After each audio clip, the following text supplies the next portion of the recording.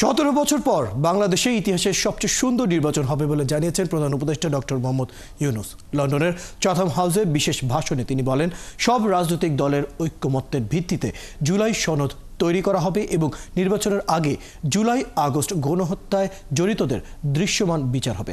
বাংলাদেশের পরিবর্তন এখন না হলে আর কখনো সম্ভব নয় বলেও মন্তব্য করেন ডক্টর মোহাম্মদ ইউনূস।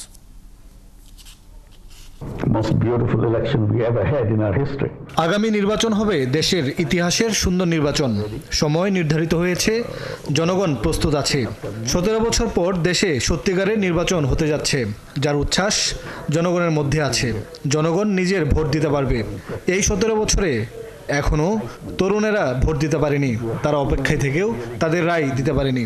আমাদের আসল উদ্দেশ্য হলো সকল দলের মতামত নেওয়া, যেখানে সবাই এক হবে সেখানে সবার সই নেওয়া হবে, যা জুলাই সনদ হিসেবে আগামী মাসে জাতির সামনে উপস্থাপন করা হবে। মোটা দাগে সংস্কার, আর যারা জুলাই আগস্টে ছোট ছোট শিশু জনতাকে হত্যা করেছে তাদের বিচার আর নির্বাচন, এই আমাদের দায়িত্ব।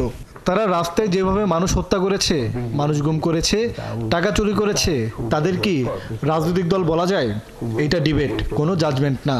ইস্যুটা আসছে 5 আগস্ট, সাবেক প্রধানমন্ত্রী পালিয়ে যায়, তখন তাদের চ্যাপ্টার শেষ।